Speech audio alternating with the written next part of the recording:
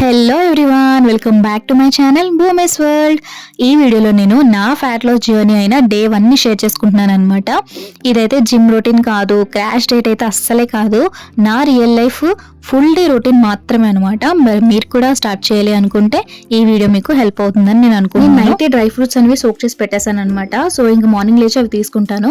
ఇది డైజెషన్కి అలాగే ఎనర్జీకి బాగా హెల్ప్ చేస్తుంది. సింపుల్ హ్యాబిట్ కానీ కన్సిస్టెన్సీ ఇంపార్టెంట్ కదా. తర్వాత మా పేరెంట్స్ కోసం బ్రేక్ఫాస్ట్ అనేది ప్రిపేర్ చేశాను. హౌస్ వర్క్ కూడా యాక్టివిటీ లాగా ఉంటుంది కదా, మనం మూవ్ అయ్యే ప్రతి పని కూడా కౌంట్ అవుతుంది అనమాట. సో తర్వాత నేను నా హెయిర్కి ఆయిల్ అప్లై చేసుకున్నాను. బ్యాక్ కాంబింగ్ అనేది బ్లడ్ సర్క్యులేషన్కి చాలా హెల్ప్ చేస్తుంది. సో ఫ్యాట్ లాస్ జర్నీలో సెల్ఫ్ కేర్ మర్చిపోకూడదు కదా. హెల్దీ బాడీకి హెల్దీ హ్యాబిట్స్ చాలా అవసరం. తర్వాత మా మమ్మీ పుదీనావి ఏర్లు ఉంటే అవి నాటమని చెప్పారనమాట. అవి కూడా నాటేశాను. ఇంకా టెర్రస్ మీదకి వచ్చి వర్కౌట్ అయితే స్టార్ట్ చేస్తాను. జిమ్ లేదు, అలానే ఎక్విప్మెంట్ అసలు అంతగా ఏం లేవు. సింపుల్ స్ట్రెచెస్, బేసిక్ ఎక్సర్సైజ్ మాత్రమే స్టార్ట్ చేసామన్నమాట. మనం స్టార్ట్ చేయడం ఇంపార్టెంట్ కానీ పర్ఫెక్ట్గా ఉండడం కాదు. ఎక్సర్సైజ్కి వచ్చేసి నేను యూట్యూబ్లో ఎవరినో ఒకరిని ఫాలో అవుదాం అన్నట్టు నేను ఒకరిని సెలెక్ట్ చేసుకున్నాను అనమాట.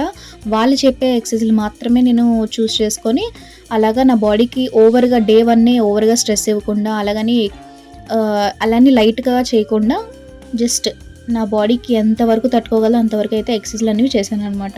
తర్వాత వర్కౌట్ చేసేటప్పుడు అయితే కంపల్సరీగా వార్మప్స్ అండ్ కూల్ డౌన్స్ అనేవి చాలా ఇంపార్టెంట్ అనమాట. వార్మప్ లేకపోతే మనకి మజిల్ క్రాంప్స్ అవి రావచ్చు.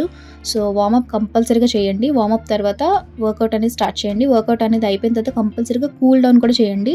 Breathing exercise are very important. Workout తర్వాత అయితే నేను నా ఫాస్ట్ని బ్రేక్ చేశాను విత్ జీరా వాటర్ అనమాట.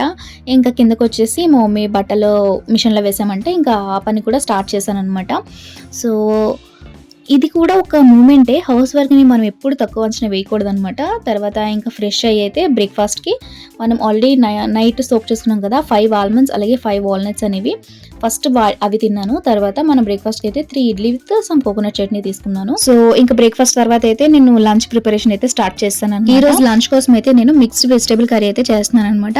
ఇక్కడ నేను తీసుకున్న వెజిటేబుల్స్ ఏంటంటే ఒక 2 ఆనియన్స్ తీసుకున్నాను, అలాగే గ్రీన్ చిల్లీస్, 2 టొమాటోస్, చిక్కుడుకాయలు, వంకాయలు 2 కలర్స్లో ఉంటాయి కదా, నల్ల వంకాయ తెల్ల వంకాయ అంటారు, అవి 2, నెక్స్ట్ దొండకాయ, క్యాప్సికమ్, గ్రీన్ పీస్, ఇవన్నీ మిక్స్ చేసుకొని మనం వితౌట్ ఆయిల్ అనమాట. ఆయిల్ అస్సలు యూజ్ చేయకూడదు.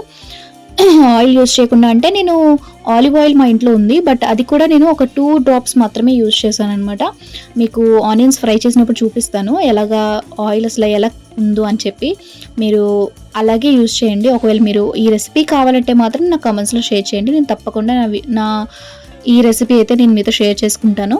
సో వితౌట్ ఆయిల్ నేను ఈ మిక్స్డ్ వెజిటబుల్ కర్రీ అయితే చేశాను అనమాట. సో ఇది నా ఫ్యాట్ లాస్ జర్నీ డే 1. స్లోగా, సింపుల్గా, హానెస్ట్గా స్టార్ట్ చేశాను. మీరు కూడా స్టార్ట్ చేయాలి అనుకుంటే ఈ జర్నీని మనం కలిసి కంటిన్యూ చేద్దాము. ఈ వీడియో నచ్చితే లైక్ చేయండి, సబ్స్క్రైబ్ చేయండి.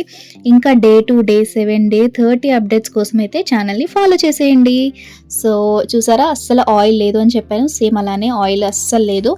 సో ఆయిల్ లేకుండానే కర్రీ మొత్తం కంప్లీట్ చేశాను అనమాట. నేను లంచ్కి అయితే 100 గ్రామ్స్ ఆఫ్ రైస్ అలాగే 150 grams of curry with carrots and cucumber salad అనమాట.